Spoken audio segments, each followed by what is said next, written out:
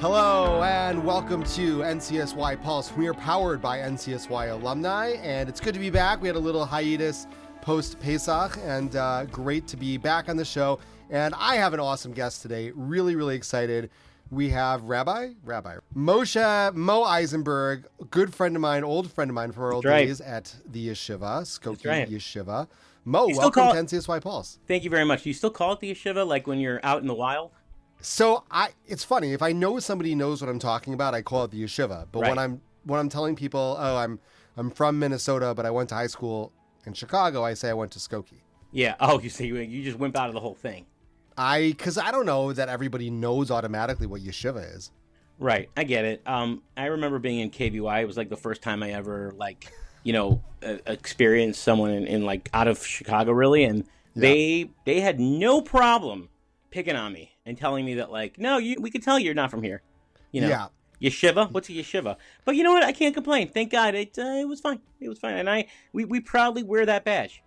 I'm with you. There are some places that also say yeshiva, but not many. Not many. And when I say the yeshiva, people are like, you go to the yeshiva? I'm like, no. I went to a yeshiva. The yeshiva. It's like a proper noun. That's right. Kind of thing. That's right. Well, I'm a big fan of the podcast, so thank you for having me on. It really is. It's my privilege. It's my pleasure, and I actually wanted to tell you really quickly that I was thinking about you and your whole family on Purim, because your dad spoiled me forever. Your dad, who used to lay in the Megillah sure. Esther on Purim, yep, at the yeshiva always, yep. And that was the best I've ever heard. And since those days, everybody, like literally everyone, and I'm sorry if I have friends who are listening who are like, but I lay in the Megillah. Rabbi Isenberg was the best, and I miss it because he was awesome. Still is. He's still laying it? Oh yeah, he still lanes it. He doesn't lane it so much for a minion per se, but he'll lane it for us, and he'll lane it at home, and it'll be good. And if you can get him, he sometimes will even do it in voices. Where when it's Queen Esther's line, he'll go like this, and Haman's line, and that's very cool. I don't know if he still does this, but he used to do this thing where the last three psukim he would do in like a Pesach tune. Yes, absolutely he does. Yeah, I loved it. And whenever I don't hear that, I'm kind of like, you guys are doing it wrong because and he does the Seuss like a neigh, like Seuss. But I think it's an argument as I think. Menachem Kirshner, Neil Kirshner, who is Rabbi Greenland's brother-in-law, by the way. I think he does that too, and I'm not sure if my dad got it from Neil or Neil got it from my dad. Honestly, I don't know, but it's a good one. That's also a good one that they do.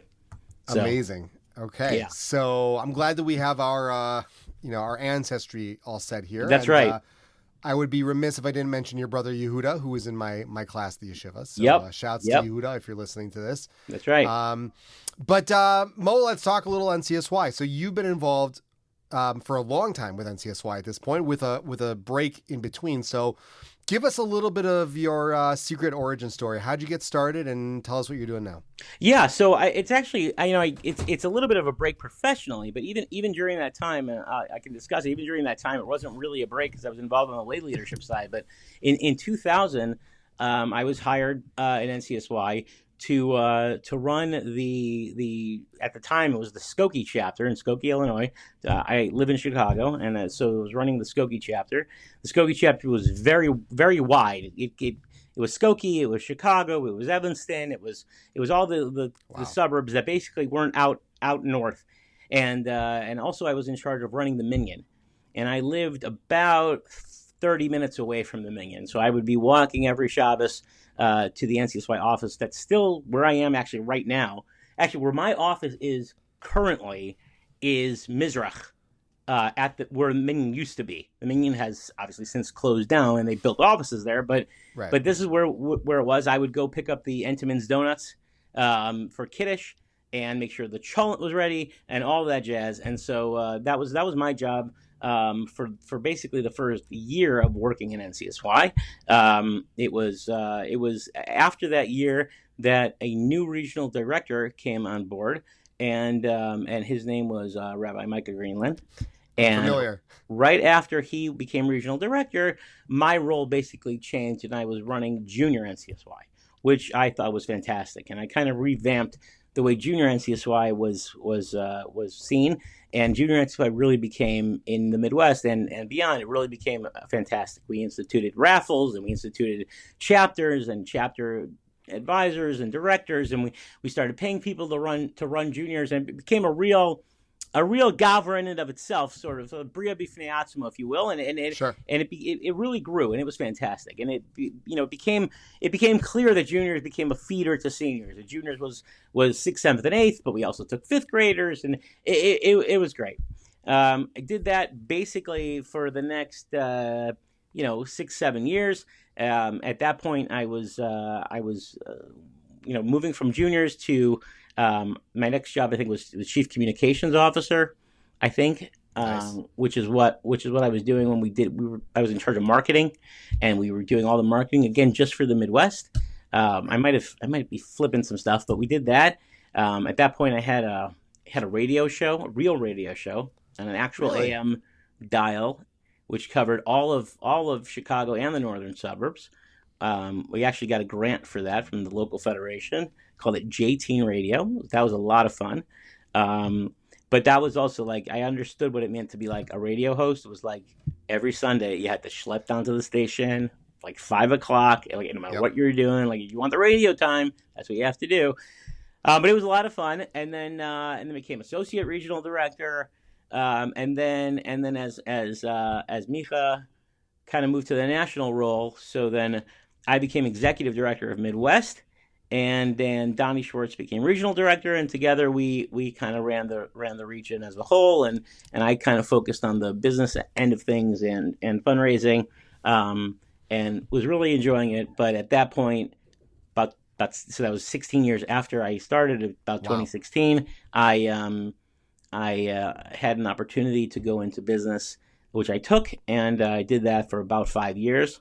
But basically, as soon as I left, Donnie put me on the local board, so I was on the board there, which was great.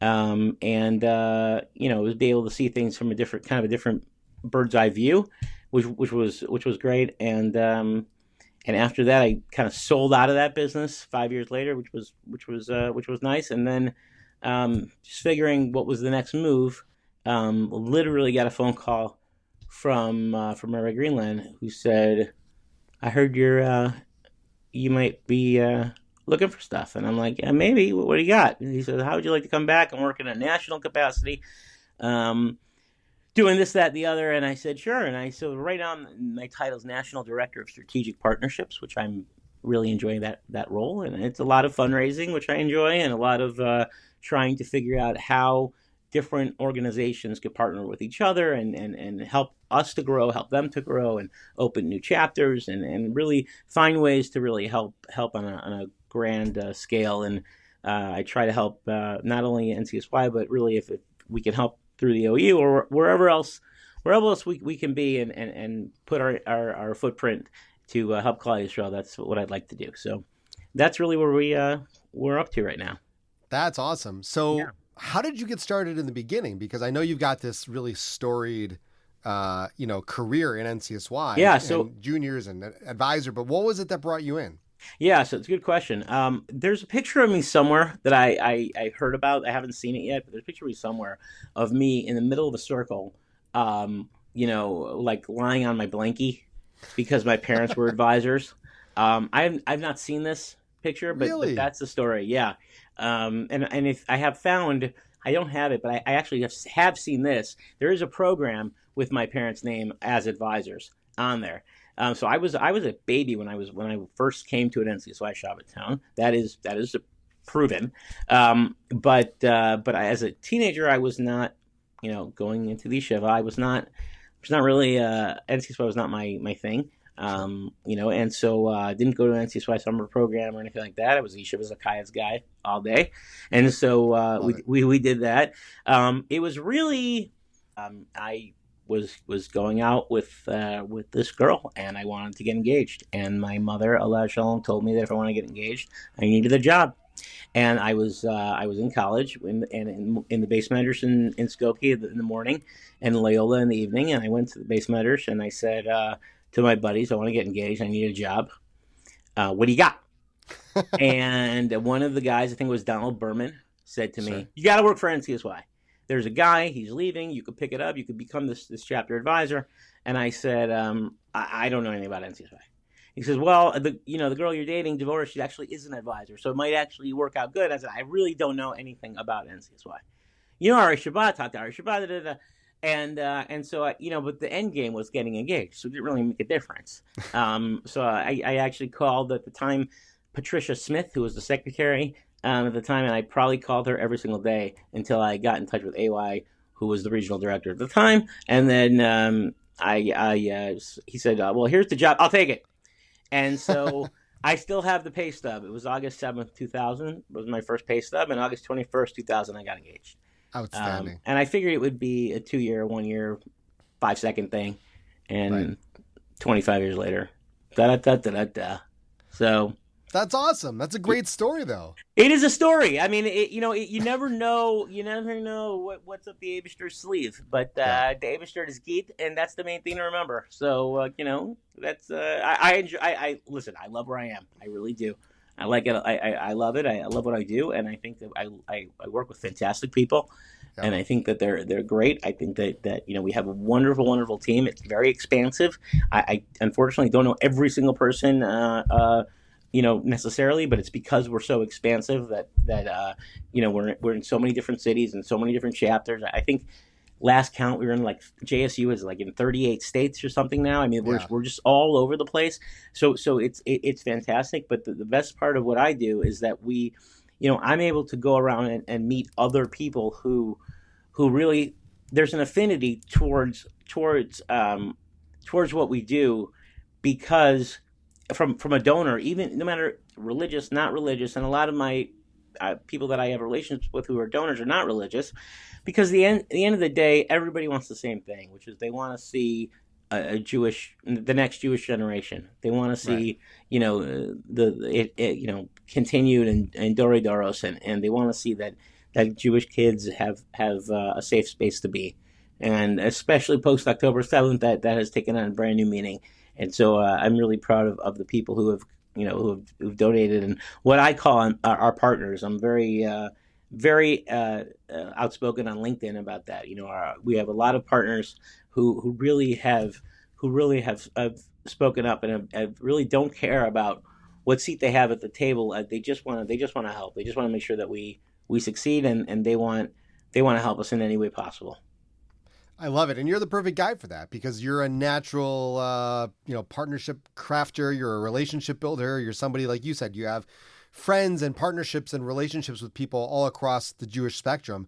But it's funny, maybe there's a link between what you're doing now to what you were doing, in the very beginning and starting juniors and sort of this entrepreneurial, side to all the things that we did. But clearly you didn't stick to what some people do in NCSY, not to say that one is better than the other, but you didn't kind of settle and say, okay, I'm going to do this in the organization. And then that's what you did for 20 years, but you've made big changes along the way and expanded. How did you figure out that this was the direction you wanted to go? Because as you said, you even, kind of paused, switched sides, and then you came back. How did you end up where you are now? And what was it about this role that kind of brought you back? Yeah, it's a great question. The main thing I could tell you is I remember very clearly when Rabbi Greenland said to me, he drew a big X over my associate regional director title and said, "You're not going to be associate regional director anymore." Huh? And it kind of changed my title to whatever it was, or when he said, executive director, and you're going to be focusing on fundraising, and I was like, no, huh? Like, these are things I didn't want to do, adamantly did not want to do, and he said, no, you're going to be good at it, and I said, I really don't like you anymore. This is not. I thought we were cool, but we're not. I mean, I remember these conversations. These were hard conversations for me to. Hard pills for me to swallow, and it's not like I wasn't upset about it or looking. I mean, it was like I don't want to do that. Like, I really don't want to do that. At this point, I love fundraising. I love it. I mean, he was 100% correct. So I think that you kind of rely on, where again, I say it, but I mean it. You kind of rely where the Eibishter takes you. Right. Where Hashem is gonna kind of take you, and the people He's gonna put you with, He's putting you there for a reason, and so you kind of gotta go with the flow.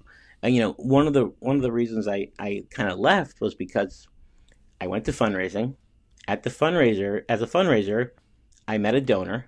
The donor was the one who down the line asked me if we wanted to go in business together, which we did. Wow. There's a lot of things that, happened that if you look at it from a zoom out kind of thing, you'll see, oh, I get it.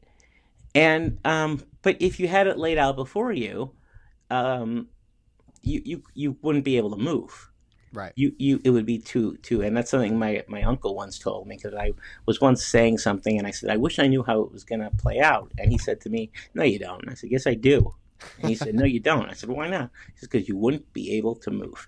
And I didn't understand it, but I understand it, obviously better as you get older. He's right. You wouldn't be able to move. Once you see how things, play out later, you can then talk about these things. But, I think that there's a lot to say about I didn't know my parents were involved in NCSY. Right. I had no idea. Right. So these are things that they come out, afterwards.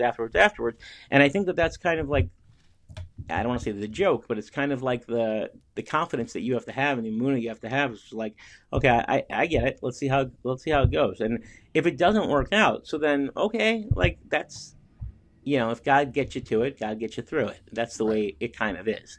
So, but a lot of Akar Satov to obviously to everybody, whether it was getting me on all the positions that I took, or whether it was that partner who got me out of it and taught me a lot about the business world and those types of things, and had an exit strategy for me to leave, and all these things kind of played out where, okay, now it's your time to go. Now what are you gonna do? I don't know. All of a sudden, phone rings. Maybe again. So these are things where it's like you kind of just got to look up and smile and go, you. So and so I think that's there is no real reason of how did you get from here to there to there to here? I really didn't want to do it. I liked juniors, but to your point, one of the stories that I remember very clearly, and I'm gonna change the name, but I remember there was this kid, Mikey, who was a junior in NCSY, who later became, he wasn't really involved in this and that, but he always came, and then he became a senior 12th grader, and he said to me in 12th grade that the reason he kept coming to Shabbat Matones was because when he was a junior in NCSY, junior NCSYer, and he would get off the bus, I was there saying, hey, Mikey, hey, Rachel, hey, I knew the names. And that was it. Really? And he said that if you knew the name, if you knew my name, that meant something. So to him, that was something. There's another guy who now is a big, they just made Aliyah, him and his family, and he told me he remembers the conversation. He was he became he was learning in Kollel, and he became a big he started his own organization. Very well respected guy. Told me he remembers we once had a conversation about tzitzis. Okay, I believe it. I told him why I don't wear my tzitzis out, and what I say. Okay. So, these are things that it's interesting because you realize very quickly, and maybe you don't realize till way later, but you realize that this is the real stuff, and you're having an impact, and you're not. This is it's not a commodity that you're selling. You aren't selling widgets. It's not. You're not selling experiences. Even when we run summer programs, we are not a summer program provider. We're not tour guides. At the end of the day, is what we have. What we have in NCSY is life changing. It really is, and it allows a kid, a teenager, to to really build their own self-confidence and their Jewish pride in a way that you just can't build it any other way. You really Yeah. can't. No, absolutely. And I love what you said about, kind of going the road that God paves for you, and how important it is. I'm curious because, you also mentioned that you went into business with one of your donors. Yeah. That must have been like a really interesting opportunity. Yeah. But, the donor position, which you kind of like flipped around a little bit when you were on the board, is that they can come from a place of, we're not in the trenches, we're not in the everyday.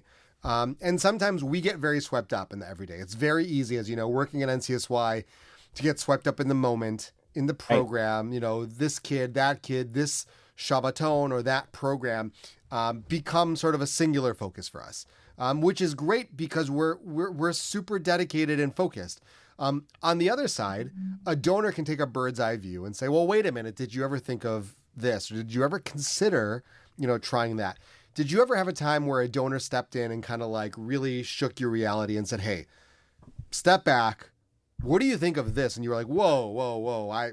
That's out there. I'm like, holy cow. I never thought of this before. Well, I think 4G started because of that. I think Really? I think NCSY 4G was a donor who pointed out an issue that in Chicago that was a real issue, where there were girls who were in a all girls high school who didn't want to participate or couldn't participate in a co-ed program with girls and boys in the same program, coming to the same Shabbaton, and said, listen, but our girls need something. They need some inspiration. There really is nothing for them. And so what are we gonna do? And that's how the program 4G really started. And it really is. It's a huge monster of a program now. So when you talk about the concept of where did this come from, this was a donor coming to us and saying, listen, I already give you money, and but here's something that my own kid could benefit from. And a lot of times, you see it when I'm on the board of my kid's school, right? And I see it like with my own kid's school. Like, you'll go and you'll see, you can identify a problem with your own child very easily, right? And you say, oh the teacher did this, and then I always say like there's definitely a Eurydice Adoros with regard to like whose fault things are, right? Like, if I did something bad in school, it's my fault, but it's like my kid did something bad in school, well, it's the school's fault. Yeah. So it's like, so that's like the way things kind of are. But like here's like, you can identify things that I think are that you just can't see. Part of it is because you're running every day, but also, part of it is, is the customer always right? Well, yeah, the customer is always right, but there are certain things that we won't do in NCSY. Right. So within the boundaries of what we will do, there is, we will do whatever if there's a need for it, if there's kids for it. For example, if we need to start a 4B program, which some have, not calling it 4B, but some regions have had a boys only program, then they'll do it, and it's been great. So they're summer programs, another example of kids that wanted to do something. I don't think NCSY is afraid of trying something to see if it works. I think that they're smart enough. We're smart enough to know that if it isn't working, then it's not working, and you kind of move on. But for the most part, our job is to be there for the kids and the families. So, the Jewish family experience, which is a massive idea. I don't think there's any other Hebrew school like it in America that's run out of Buffalo Grove, Illinois, is something that is, again, that's started because the Hebrew school movement was dying. The Sunday Hebrew school movement was dying. So Mashi Polstein, who runs it here, had this idea of doing, kids coming with their parents, and parents, learning with someone else at the same time the kids doing it. Became a whole family thing, and they offer bar bat mitzvah, and those kids eventually would be feeders into NCSY, and it's been great. JSU the same thing. JSU became this idea of, well, how are we going to get these kids? Well, they're in public school, and the funny thing is, it doesn't really matter if those kids, these kids might be NCSYers, they may not be NCSYers, but the bottom line is we're there for them. So it's nice for us to be able to say, oh, there is that need. Thank you for pointing it out, and we can do it. And I think that one of the probably the best story was, and this is a great story, is there was a girl who went to who was eating Friday night dinner at her friend's house. The girl was not a religious girl, and the father said Friday night, so okay, you'll come tomorrow Shabbos lunch. And the girl said, I can't come Shabbos lunch. What do you mean you can't come Shabbos lunch? I'm working. What do you mean you're working? Shabbos, what do you mean you're working? Come to my house. What do you mean you're working? You sleep over, you come to my house.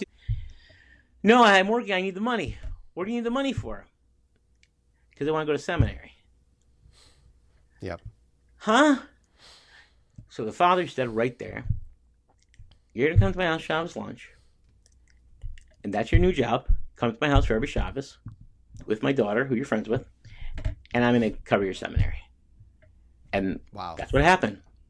And from that, there was a phone call made, and to us in NCSY, Rabbi Greenland, and the challenge was, no kid should ever feel that they have to work to be able to get to seminary. How much more money or yeshiva? How much more money do we have to raise? And the figure was given, and for the last 3, 4, 5 years, we've been raising it because we have to make sure that these guys do it. So where did that concept come from? This donor who had this concept because he had this conversation. Now, if the donor keeps it to themselves and doesn't happen and doesn't care, this is a partner. This is why they aren't donors. This is why they're partners. Donors write you a check and say goodbye and never talk to you again. Donors give you a check once for something and don't give you a check another time. We don't have donors. We really do have partners. People who really, really care.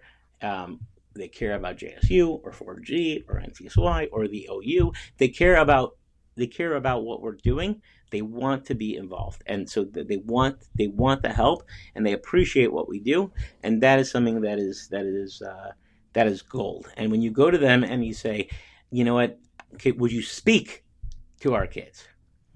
They're real partners when they say, no, you don't want me to speak. But when you push and push and you say, no, I really do, because this is the story that I think is really impressive. A lot of times, no, really. And they're not, in business, they are sharks, right? But in boardrooms, they could kill it. Put it from a bunch of teenagers, right?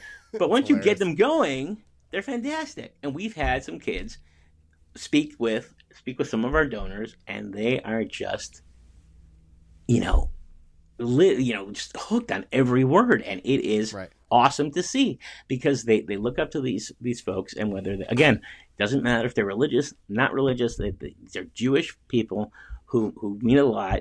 We've had them. One of my favorite probably speeches or whatever was when we had them speak. We had the owner of the Chicago Bulls who spoke to. We have a relationship with him. I made a relationship with him. How did I get a relationship with him? Through the business world.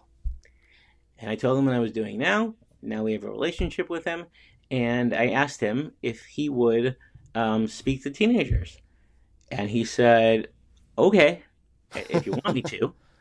And I said, yeah. Next thing I know, we are sitting in the United Center, which is where the Bulls play, in his family private dining room. Okay. Wow. And if you're a sports fan, you'll appreciate this, right? There are basketballs everywhere, signed by everybody, right? It's meaningless to these guys because they have but I mean, it's fancy, it's whatever. And the dining room is connected to the suites, and these 20 kids are listening to this guy talk about anti-Semitism as an owner of a sports team, and what it means when Kanye wanted to rent the United Center to do a performance and what he had to do, and how do you say no, but how do you say yes? It's a business, da da da da da da. It's fascinating. And he brought in kosher food, and then he said, okay, guys, it's 7:30, game time. The kids didn't want to go see the game. They wanted to, and then all the kids went through the hall to the owner's suite to watch the game, in the United Center, which is connected. And who's sitting in the suite? Tony Kukoc. No way. Is sitting right there. And so these kids, a couple of these kids knew who he was. Not everybody, but I'm like, oh, jeez, damn you. And just like this is you make these relationships, and the owner was blown away by. He said, I think these kids are fantastic. So let's do this again. Yeah, let's do this again. Yeah, for sure. So it's this type of thing where like you realize that these donors and is that a donor? Sure.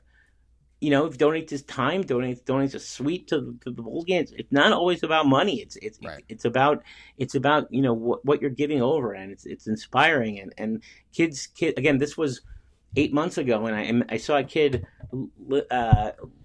2 weeks ago who I didn't even recognize, who told me, "I know you. You're the guy who got us into that Bulls in the Bulls game." And I'm like, "Oh yeah." He's like, "I still remember what he said." And so there are things that like again, you try to do what you can, and then at the end of the day, hopefully it's something that makes an impact that will last. Wow, that's incredible and good for you. And I'm not just saying that's incredible because I'm a huge sports fan and that's a great sports story, but that's a great story. Yeah. It is a great story, and it's wild.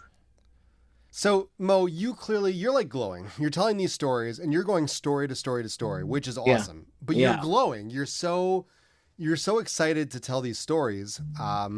It's so much fun for me on this side just to kind of like sit back and, first time caller, long time listener. I'm going to hang up and listen now, right? I'm just going to like listen. I could listen to you go on and on. Sure. You're pitching the organization, you're pitching the people, you're pitching stories and relationships.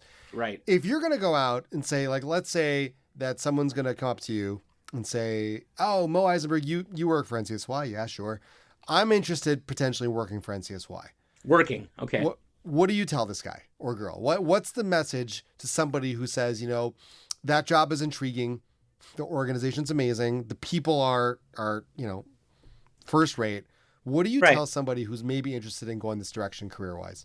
Well, I mean, the thing, it's a great question. I mean, the thing to really understand is that no matter what role it is, right, whether it's in a programmatic role or a fundraising role, it's really kind of all the same. And that is, if you want to have a real impact, if you want to be a real change maker, a real difference maker, you want to see it in real time, right? And you want to really be on the forefront of what's going on in the Jewish world, and be at the front lines, no matter what position you have in NCSY. This is the only organization to be a part of. There are lots of wonderful organizations that do wonderful things, but if you are concerned about the future of Klal Yisrael, which clearly begins with the youth of today.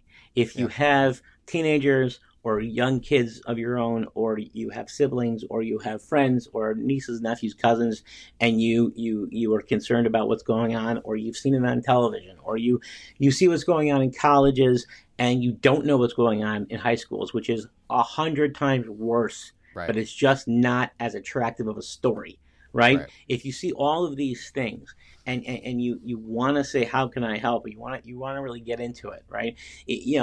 This is an opportunity for you to really say, listen, you can be here. You can be creative, right? You have the ability to be creative. You have the resources that you basically need. They're unlimited, right? And that's not to say your salary is huge and you're going to get paid, the millions of dollars, right?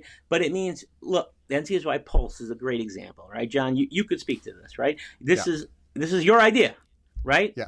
And it's come to fruition, right? This is part of the leeway, if you will, of things that you do, right? On my end, I would say, it's if I have a potential donor in somewhere, I go. Right. It's kind of these things where, like, we're gonna try these ideas because we know that that they could work, and it could be a tremendous ROI for the organization. And so at the end of the day, if you think that our latte and learning at a Starbucks isn't the right program, and you want to try something new, or your annual fundraiser as a normal regular dinner isn't working, and now you want to do a Top Golf event, for example, or something like that, and that's the way to do it. Okay, so is it a results driven organization? Sure, of course it is. Right? You want to be able to show, look how many kids, we brought through the organization, and how many kids grew, and how many kids came to one thing and then the other thing, how many kids went to summer programs, and how many, we want to be able to do that for sure. How many dollars raised? Of course, these are easy, measurable things. But because they're easy and measurable, it's also something that is exciting to be a part of, because it's very like, any way you can do it, right? If there's a way that you can get there, so then get there. And there's something else that I think is important, which is that I've had conversations recently with people who are in the program world, who at the end of the day, everybody needs to fundraise. I'm not. By the way, I'm not in charge of anybody.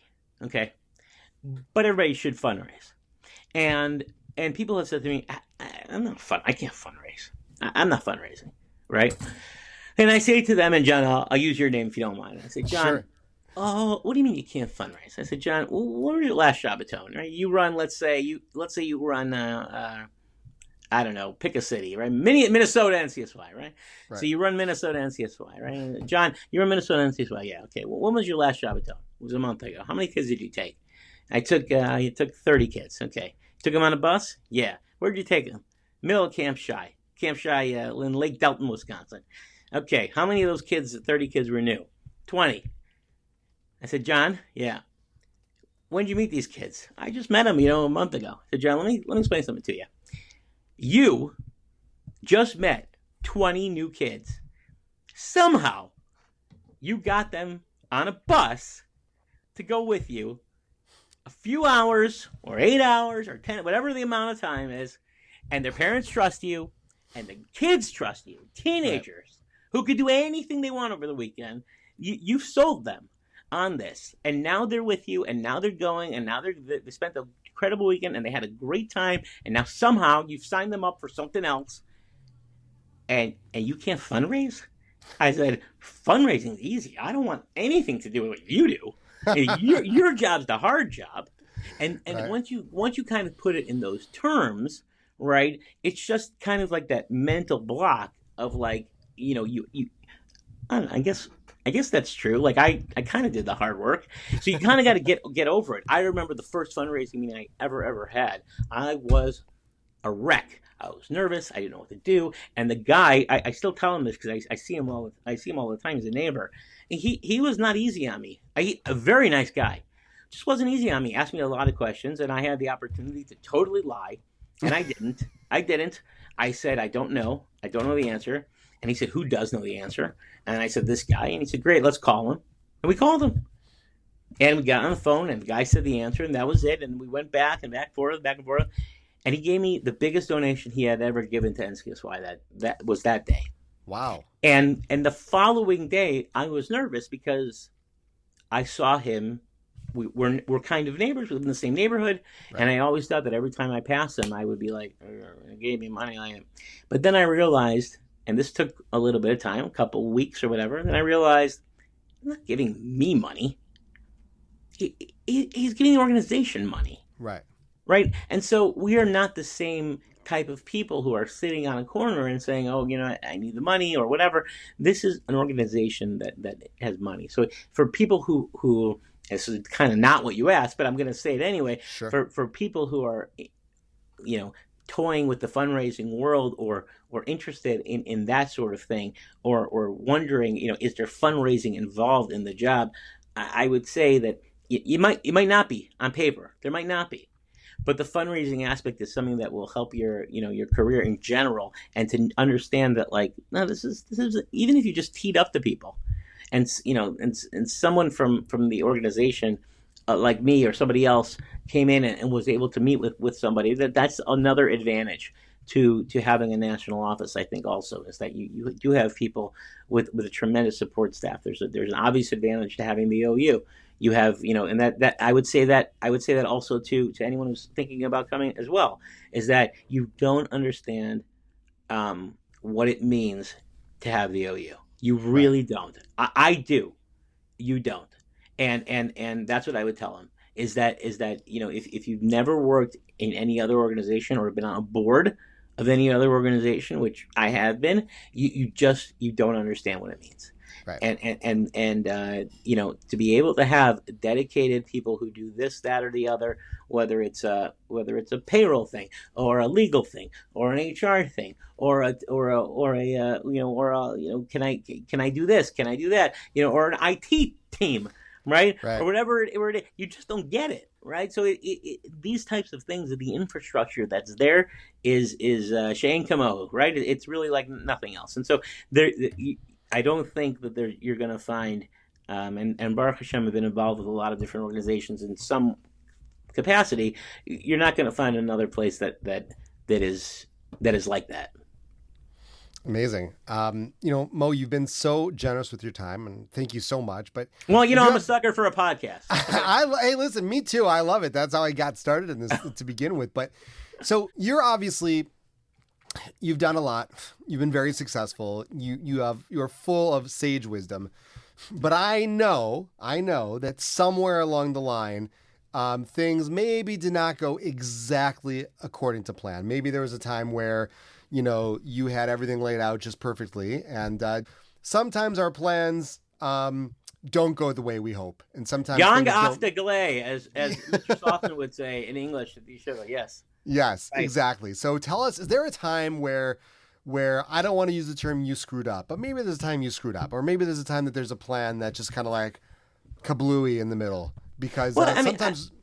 there's on the programmatic side, there's obviously times where events, go a little haywire, and you have to kind of adapt. But I think for me, it's really fundraising where those things really happen, where you are confident that there is a donation that you really think you're going to get, and you think you have the right ask.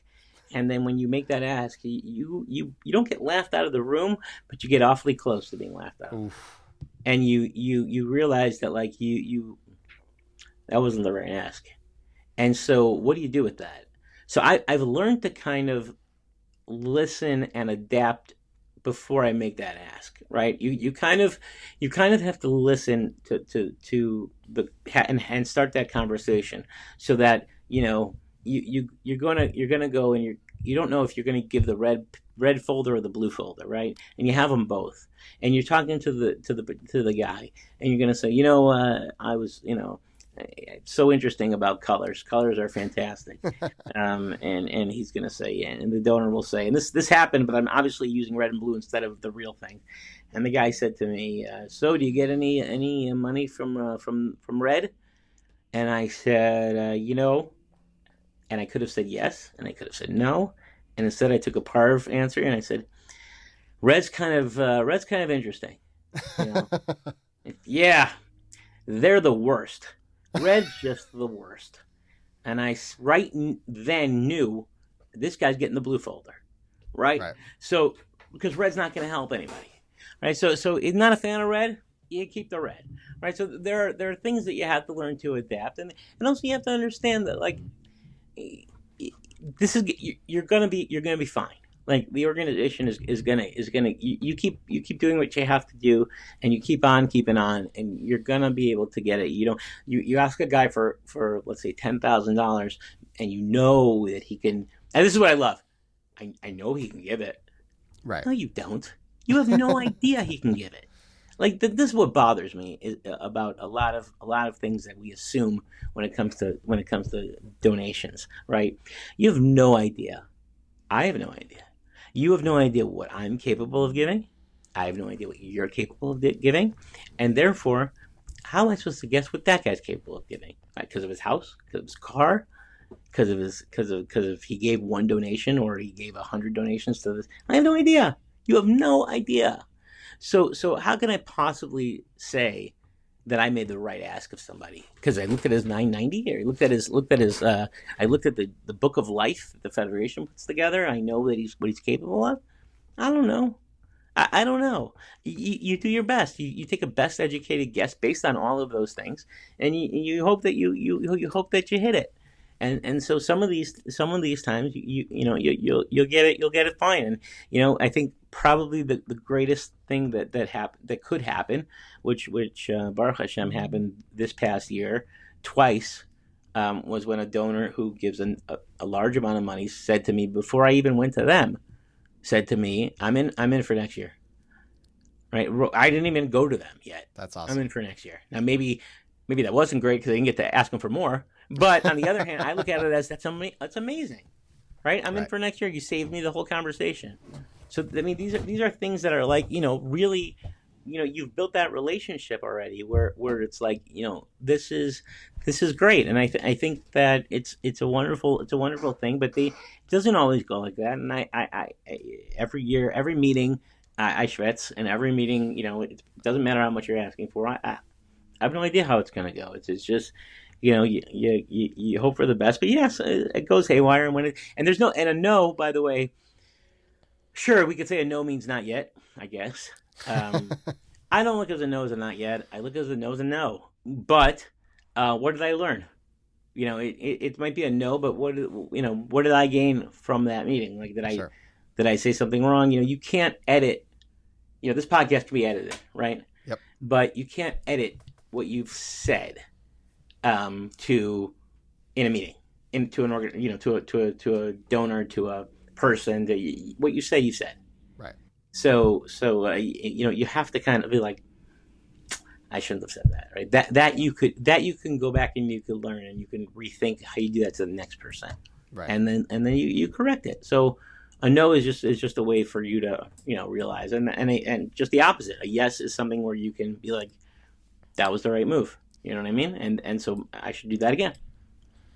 Awesome. I love it. Yeah. Mo, this has been so much fun. Thank you Likewise. so much. You're amazing. Last words of wisdom you want to share before we sign off here? No, I mean, I guess I always have words of wisdom. I would just say, I would just say, passion is the key. Really, yeah. No matter what you do, no matter what it is, you be passionate about it, because passion is the most important thing. If it comes through and you're excited about it and you can scream it from the rooftops, you're going to be successful no matter what you do. I love it. Mo, thank you so very much. And everybody, thank you for listening. Don't forget to follow us on Instagram at NCSY Pulse, on YouTube at NCSY Pulse. And you can find our podcast on Apple Podcasts, on Spotify, or wherever you get your podcasts. Mo, thanks so much. We'll talk to you soon. You got it.